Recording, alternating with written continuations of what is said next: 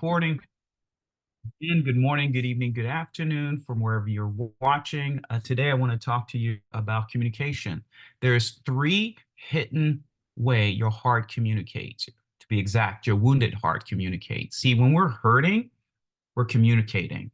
We're not just communicating with words, we're communicating with our feelings, we're communicating with our tone of voice, we're communicating with our body. There's many different ways, so I'm going to talk about that first.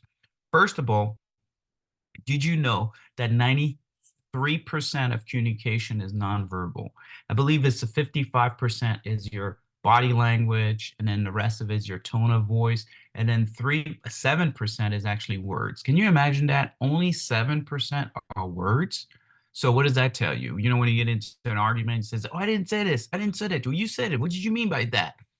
All of those arguments in a relationship with yourself and other people is this hidden communication. So what I want to do is I want to decode this. First of all, let me tell you what happens when your heart is wounded and you're not listening to it.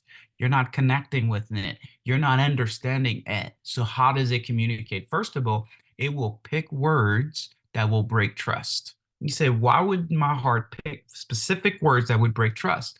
How does it do that? When you hold on to your words and you break it, you're breaking trust. When you say you're going to do something and you don't do it, you break trust. Now, why would they do this? Because of pain, because of maybe you didn't hold on to your own word, or maybe someone didn't show you how to have integrity and commitment. I know for me growing up, I didn't see that.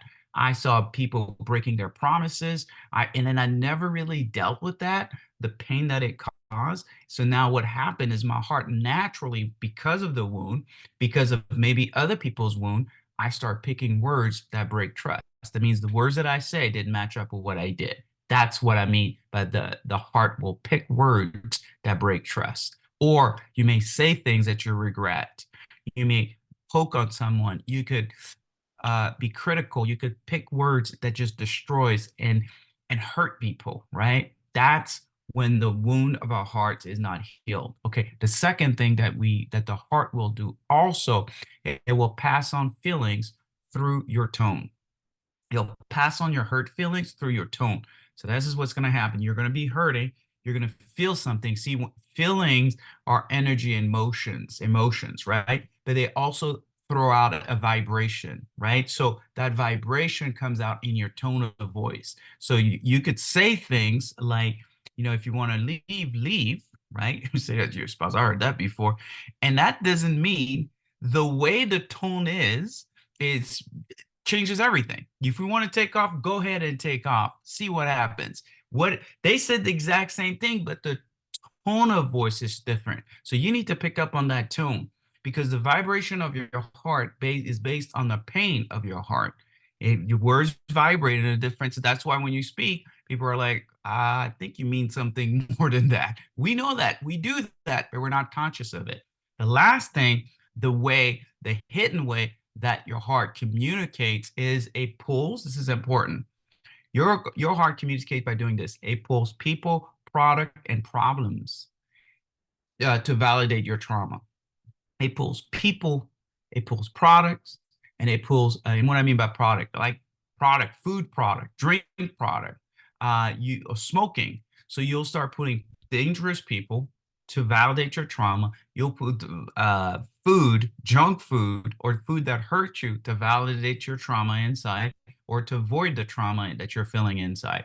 That's why I say, like, when you go out, like sometimes what I do is I'll go out and eat something sweet but I'm not feeling good enough, or I'm feeling hurt based on something that I haven't acknowledged. Therefore, I'm trying to get this short-term energy relieving behavior, this tiny a release, basically.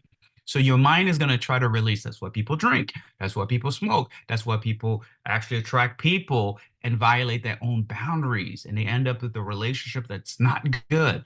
And that's because your heart is trying to pull people, product, and problem to validate and void its trauma. It's trying to fix it on its own because you're not fixing it. So, what is the three things we could do in order to, first of all, understand what the heck is going on? Now, hopefully, you have an idea of what's going on with your heart. And because there is a scripture that says, overflow of the heart, the mouth speaks. So there is like the consequences of your life comes from your heart, especially if a heart is wounded. A heart that's wounded creates a polluted well. All right. So what can we do? We need to consciously choose our words that gives life and understand their impact. You need to consciously choose your word.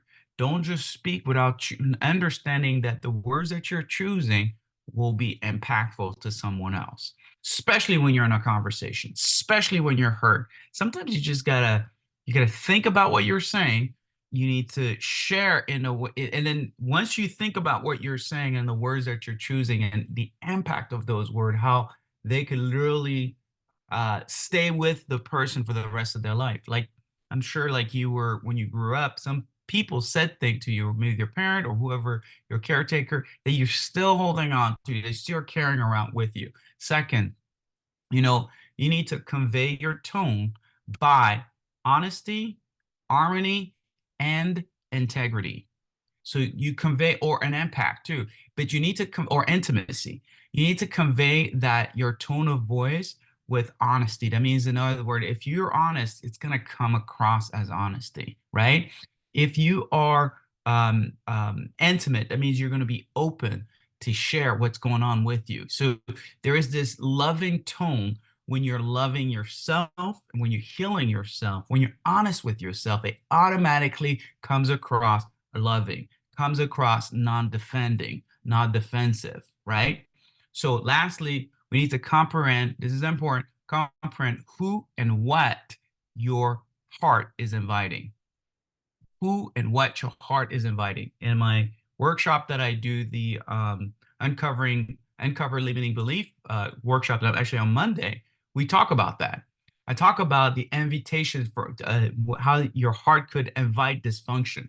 There's bridges, there's boundaries, and there's also barriers. We go over that. But right now, we need to comprehend the people and what you're inviting in your life, because it's inviting again to validate the trauma. The food that you're eating, the drinks that you're drinking, the what you're inhaling, and the people that you're allowing to violate the boundaries, or hold on to the commitment that you have with your body, has everything to do with the pain of your heart. So just understand that nothing just happens around you by accident. And understand that if you could understand it and decode that by comprehending and standing there going, okay, wait a minute. Why did I bring this person in? What is my heart? What is my body? What is the tone? What am I trying to say? What is it actually trying to communicate with me? That's a better question. And that will get you to the path of healing. Thank you so much for watching. Again, please do comment. I do watch everything, the comments. All right. I'll talk to you little later. Have a good one.